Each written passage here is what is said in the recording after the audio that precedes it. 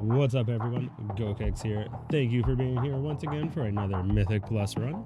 Tonight we're doing a plus 14 Theater of Pain, one of my favorites. That last boss is a real wild time when all those overlaps start happening. The affixes here are Fortified, Bursting, Volcanic, and of course, good old Prideful. So get ready to watch me wait a little bit too long while channeling Shifting Power and get popped up with Volcanic and to catch a Prideful bolt or two. All right, let's get on to the run here. Make sure you stop over to Twitch every Thursday or Friday for the live action and drop a like or a subscribe down below so you see when the next video comes out. Let's go.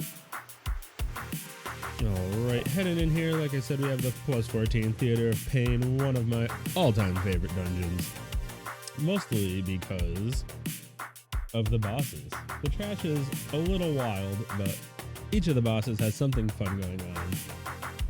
And it really makes for a fun dungeon. So right out the gate, we have this 3-pack and then 4-pack, and then the bosses are right behind it. Let's see, we're gonna run in and round everybody up. Go ahead and trinket hero this pack just so we can get through it all. Since this is a trash week, we'll go ahead and blast right off. We throw the Dragon's Breath in for an interrupt and get this pack handled. Now, we have myself and the Paladin popping our big cooldowns to get the pack done as quickly as possible. Druid is saving hers for the bosses coming up here. Getting a little low on health, but we'll be okay. We're going Shifting Power to try to get Combust back up in time for the bosses. Now on this boss fight, we are usually going to try to get Sathel's shield up and burned through pretty quickly, but I'm gonna go ahead and get Desia going as well. If you guys know, in this boss fight, there are 3 bosses, each has a different ability that activates at 40%. Desia the Decapitator at 40% will enrage and focus one of the individuals. You can dispel the enrage. Sathel the Accuser at 40% will get a shield that you can burn through. And Packerin the Virulent at 40% will throw a curse out on everyone. Now, either one, you know, your group can handle it however you'd like. We have a Death Knight tank here who's pretty solid at keeping himself up through some big hits. So we're going to go ahead and burn through Desia now. Wrap him up since he is chunking away. Since he is enraged and focused.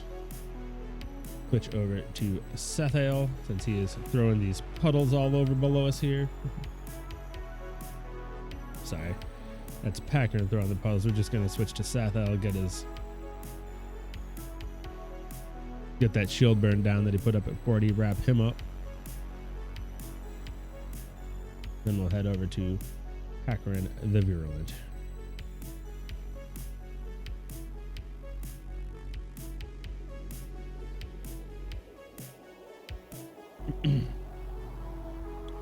So with Packerin, you want to have an interrupt rotation going on the Plague Bolts if possible. We usually have everyone hit them all at the same time and then have everyone's on cooldown. Also quite an efficient option. There we go. Here I'm going to go ahead and put my boss frames a little bit more off to the side because they were overlapping with my interrupt tracker. So first boss down, or set of bosses I guess you can say, and we're going to take our ride on down. Another nice thing about this dungeon is it allows you to choose your route.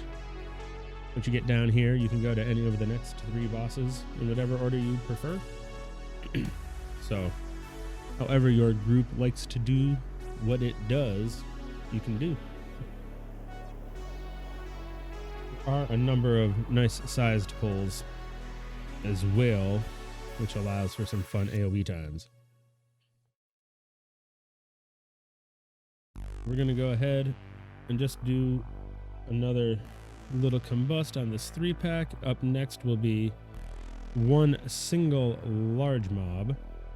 As we're going through this wing, it kind of varies between, like I said, those large AoE packs, and then there are occasional sets like here where you have two large mobs that are fighting each other, and one wins, and then you end up having to fight him or her.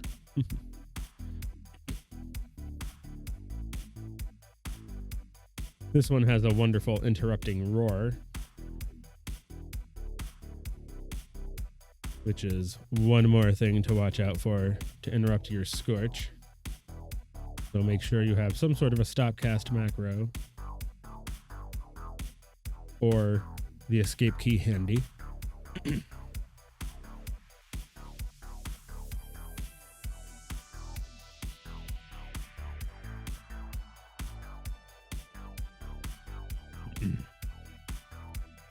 Cast, and there's the roar.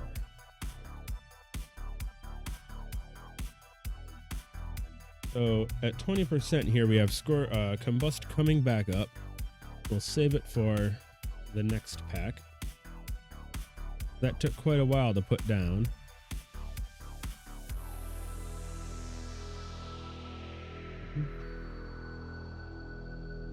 Here is another single large individual. Good one for combusting. Also with an interrupting roar, so having a series of instants to put together will be nice. A little bit of a glitch in the combust cycle there, but we still managed to get everything out in time. Not too bad. Interrupting roar again coming through. Just in general, these mobs are frustrating. It also has a big frontal cone that we need to dodge there.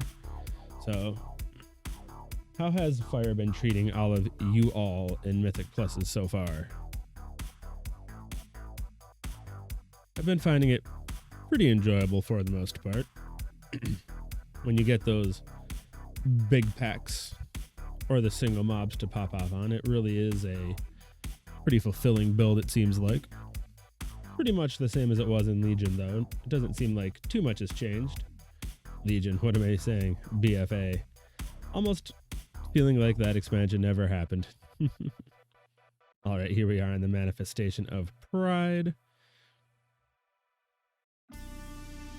Now, this Paladin healer absolutely loves it when I get hit by Pride bolts, so I do my best to take the first one there.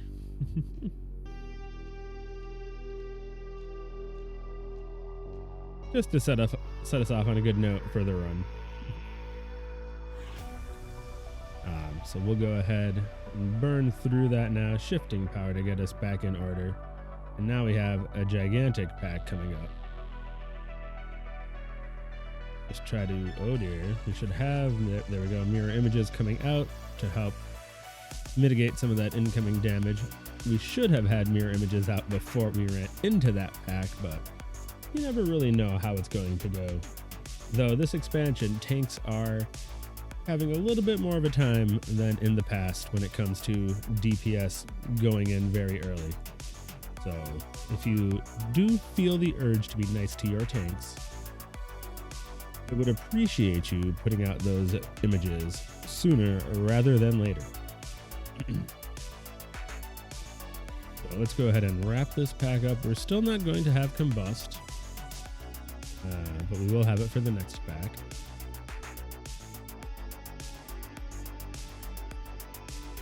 Which is another one of these single big ones.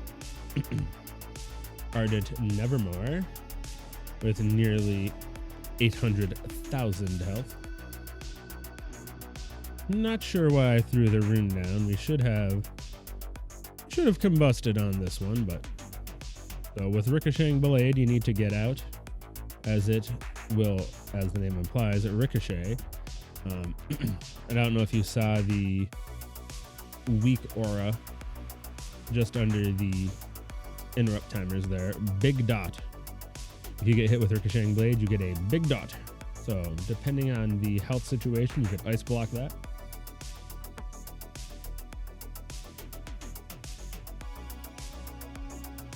But it shouldn't be necessary to use ice block there. Oh, Me and Jess moved a little too close together there, and she caught that blade also. So now the healer really has to pump since two of us have big dot. But still, not a problem. Not a problem. One more coming my way. Oh, and the healer goes ahead and throws the bop. I guess he was a little panicked by the big dot. Alright, now here we have the manifestation. We'll combust on manifestation to get this taken care of a little more quickly. Manifestation comes out every 20%.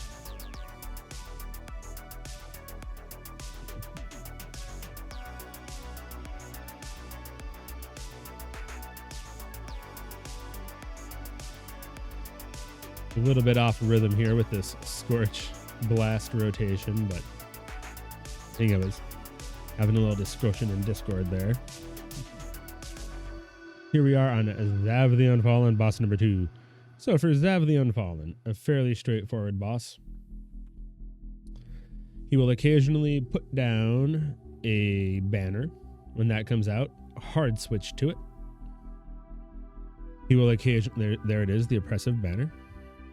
He will occasionally do some area denials, such as a frontal, such as a half room denial right there, and such as a circle, which is also an interrupt, because there's not enough interrupts in here.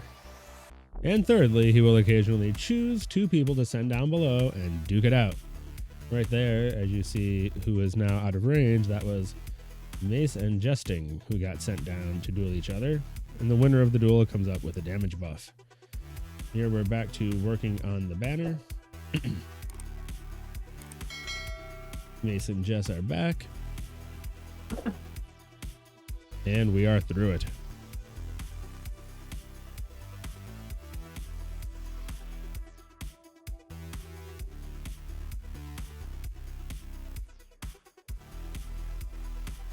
All right, so now we're back. We have Gorechop and Kul'tharok to go.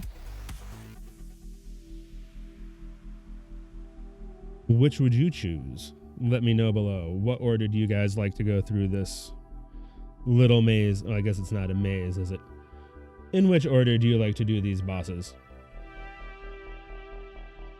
Do you prefer to go easiest to hardest, to try to blow through it and then have plenty of time left for the more challenging bosses?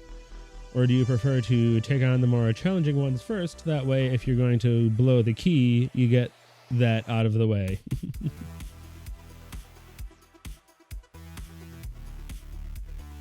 Personally, I think the wings with the necros with the tornadoes, I think that wing is the most challenging Kul'tharok's wing to navigate, since there's that has probably the highest chance of someone just getting blown off, causing some problems.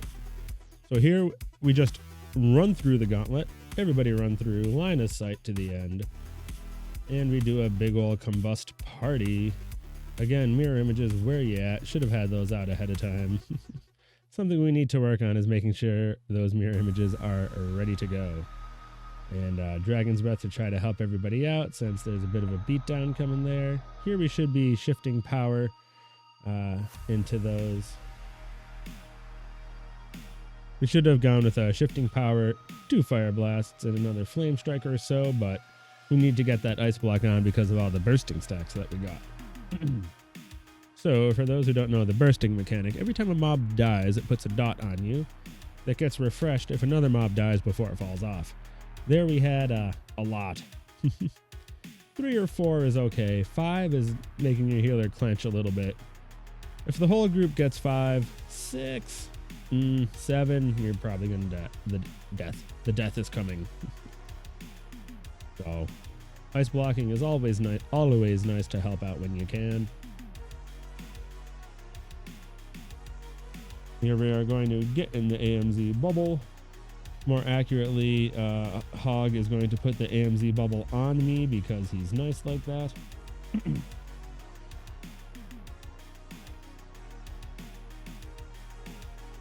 And we leave the orb behind. There it is. No worries. That orb is a little bit of a pest. Oh, hey, whoa, come on, orb. Where you going? Oh, hey, oh, hey, oh, okay, here we go. And we're flying. We're flying. Here we have Bone Magus fighting the mage. Oh, and off the ledge I go. Goodness gracious. Can't believe I've done that. It's like beta all over.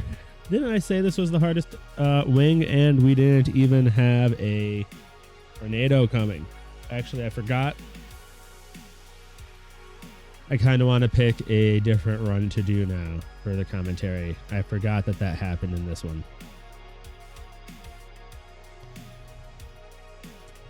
If I edit this out, would you guys notice that we shaved like 2 minutes off the time? Oh boy. So what happened? Just blinked right to the edge. Spun around a little too much on the quickness. And yeah, whoop. Skedaddle skibopped right off the ledge. Awesome. Awesome sauce. That's okay. They are so kind to be waiting for me up ahead at the next party ledge.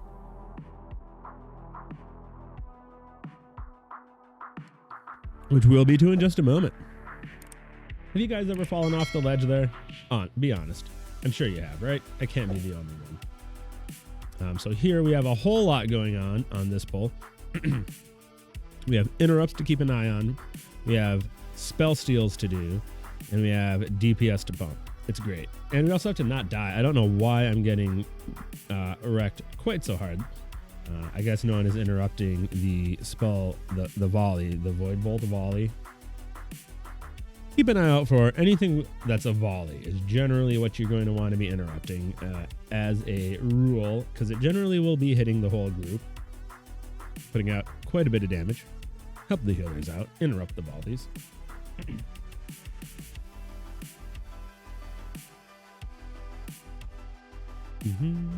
Again, with the manifestation of pride, let's go ahead and get this business taken care of. Get everybody buffed up, and we will head to the next ledge, which I believe has 2 of the liches and their tornadoes. Let's see. Oh, it's on me. This is a bad spot, but they get mad when I move. There we go. Normally I would have shimmied to the right just a little bit there, but last time I did. Oh my goodness, those orbs. Okay, here we go. This is a great platform to take pride onto. Double lich, rebuff int for my own sake. And let's see, we'll take the combust party atom. Watch out for that, because that will send you flying. If any of those tornadoes come your way, make that your priority. I mean, if you have blink up, it's not the worst thing in the world. You can blink back onto the platform. But it's still bad form.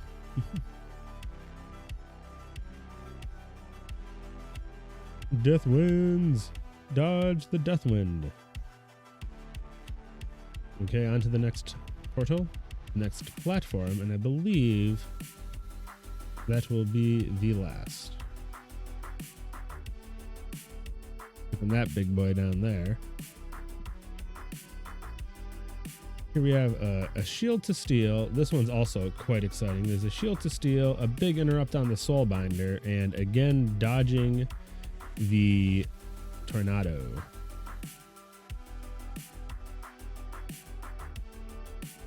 Nice interrupt there from Mace. Necrotic bolts. Volley. I got that one. Doing nicely. And now let's see. Oh goodness, coming straight at us. And we tuck away just in the nick of time. And they are on us with the debuffs, the tornadoes. Nice job everyone there dodging all those tornadoes though. That can really be tragic if someone goes flying on the last plat. I mean, I did fall off and have to run back, but at least it was like kind of at the beginning. Falling off near the end there and having to run that whole route. Okay, on to Kul'tharok. Now, I feel like this boss fight was actually supposed to have tornadoes too, since it's kind of easy without. So what happens here is some handies spawn, and you have to stand around them, because every now and then he yanks your soul out, and if you're standing in, on, or around the hands, your soul will get trapped in them. Super duper easy, actually, when it works. Initially, there was only one set of hands, and it sucked. But now there are two, which works. But with two, it's kind of a joke. So I'm thinking there was supposed to be tornadoes initially, and that was probably almost impossible. So they probably took that out. I don't know. That's just a hunch. Just a hunch. Let me know if that makes sense to you. Or if you think I'm way off base there. Oh, he grabbed my soul. Throw down another rune, and we will keep doing the do.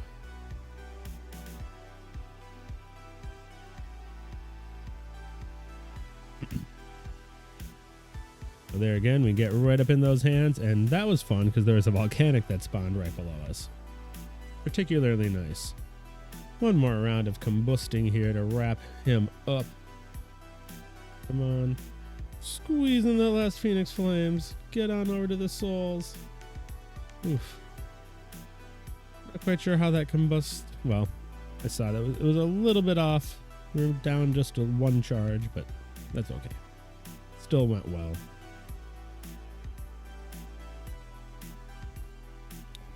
So like I was saying before, how has fire been treating y'all? Any interest in going to frost now that it's been buffed, or sticking with fire and giving disciplinary command a run now that it has been buffed? Lots of interesting changes coming the mage's way. Also, arcane's looking exciting. Many interesting options. Of course, if you get too far away from fire, you might have to reconsider if you are still going to stay Night Fae, right? And that whole ordeal. I'm wondering, are they ever going to change that process? Because I was actually Venthyr for like a day or two when this expansion oh my goodness, I get bopped again. I was actually Venthyr for a day or two when the expansion first came out, anticipating that I was probably going to play Frost for a little bit, but man, Fire was just so dang good, I couldn't give it up. But now I'm kind of thinking, I don't know, looking at these sims these days, Frost is looking like it might be enticing again. Something worth giving a go, at least. A little change of pace. Been playing Fire for 3 years now. Except for like two or 3 months in beta when Frost was ridiculous. Ridiculous. It's just irritating with the whole Covenant situation, having to respec and go back and forth and do all their stupid chores and wait a reset and all that. If I get to that, I have to get to it soon. Reset is in, what, 2 days now? Oy, oy. So here we have a pretty big AoE pack, but they're fairly low health and they jump all over the place. So that's why we're going to throw images when we went in there. Not going to combust on it because the fact that they jump all over the place means that we're probably would be unable to actually get any real flame patch damage.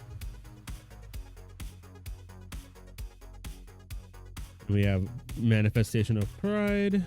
Combust on Big Boy. Get out with the Prideful there. The Prideful... What do they call those? Prideful Bubbles? Prideful Rockets? Hey, on me again. Watch out, everyone. Here's a fun pack coming through the door. I wish I had images up again, but we don't. Okay, though, it's not as bad as the last one. And the Death Knight tank here actually has taken control of that Putrid Butcher. So that's a little confusing running through here. It always looks like there's an extra mob in the packs.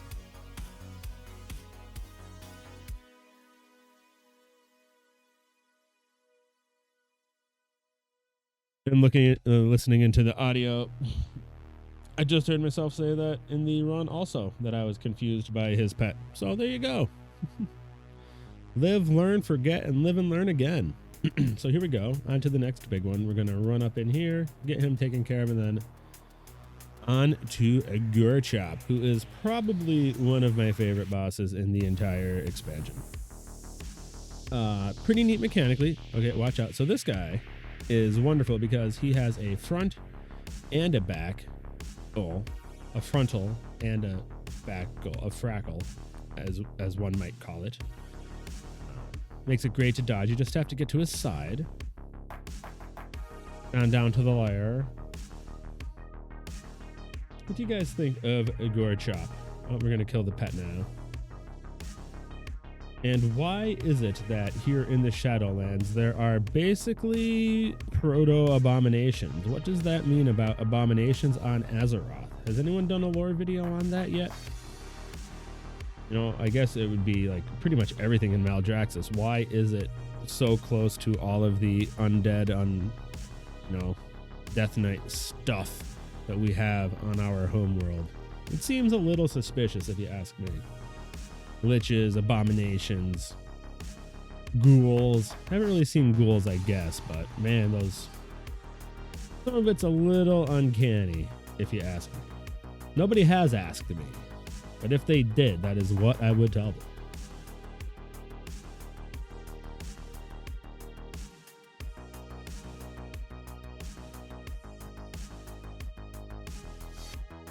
Anyway, Gorechop is the big bad abomination that's coming up around the corner down here. Like I said, he's one of my favorites in the expansion because he has not a whole lot going on, but just enough to keep you on your toes. And he just looks cool, He's down here hanging out in his room of chains. Mechanically, he is a real pain in the butt, and I really don't like that. You get hooked, you go for a ride, you get smashed into the wall and stunned. It takes you out of the fight for a long time. He sucks you in, pulls you out of your rune. All in all, it's a pretty crappy fight for a mage, but it's okay. He's cool. Hangs out in a room full of chains. His name's Gorechop. He lives in gore and he chops. Another frackle. We'll get to the sides. Or don't, because you know he's going to die. One or the other.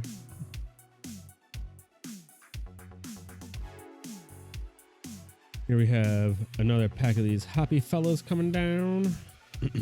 And then the two butchers. I would like to see the butchers get pulled into this so we can go with the big combust before Gorechop and have it up again for him, but we'll save it. Let old Mace do his thing.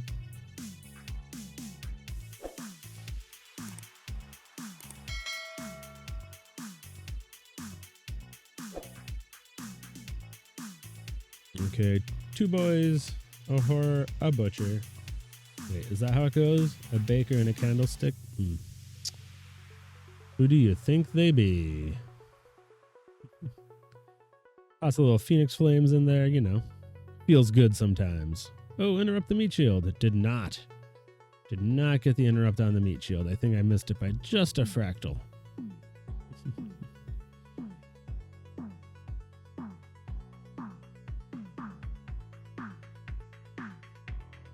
We'll go ahead and just get these boys wrapped up, taken care of. And then we'll get on up to Gorechop's zone. Again, not a whole lot going on with the Gorechop fight. It's a DPS event. Occasionally he will pull everybody in on top of him and do a big old circle that you have to get right out of. At the same time, he'll have a set of chains coming through with a couple of gaps in them that you have to get into.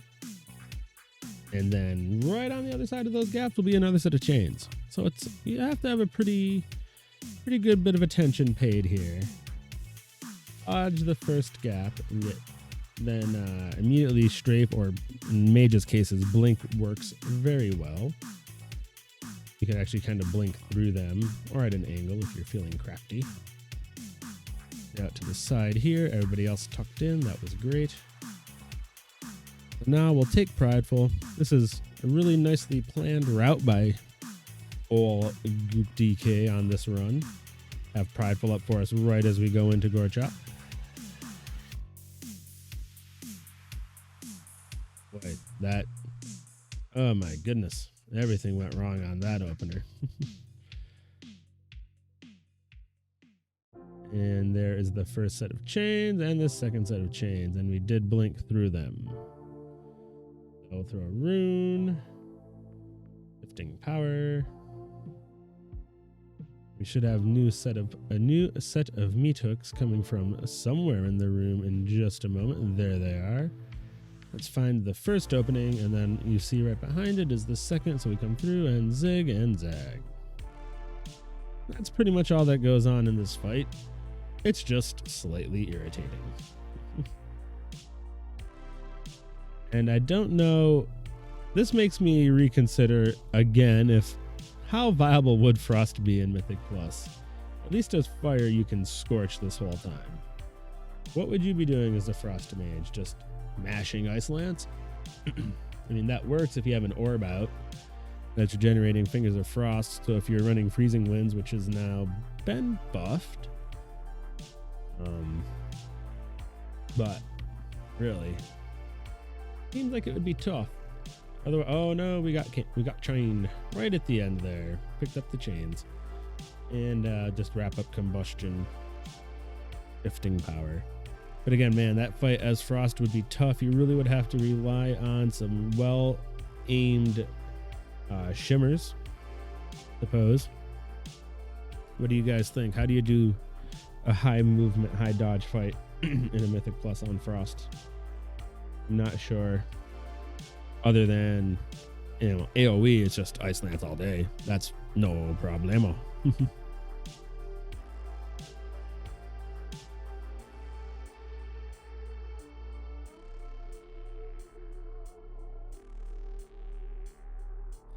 All right, up top we have 5 minutes, 50 seconds to go. Let's refresh our food and our rune from when I fell off the ledge, embarrassingly. One boss, Miss Mordretha.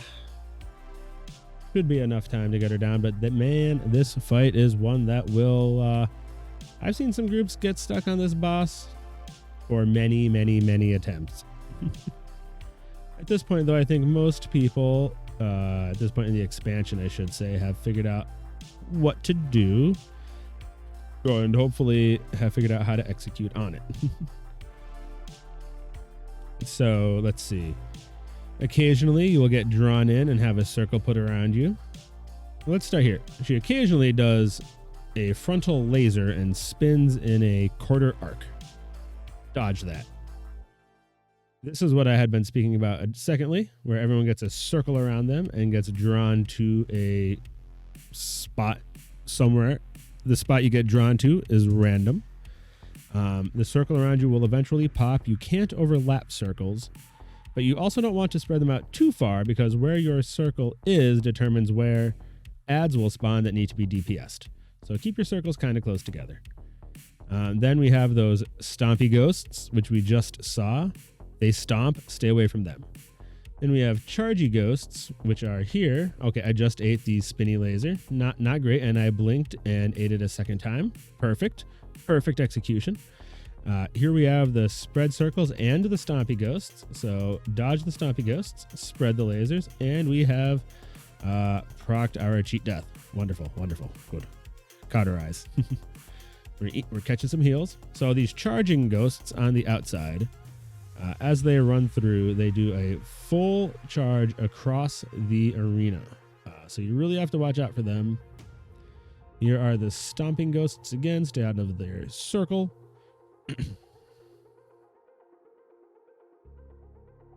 Get drawn in without the circles. Charging ghosts, and we've done it. Beautifully done, and that key becomes a Halls of Atonement plus 15. Not sure if we want to watch how that run went. Let me know.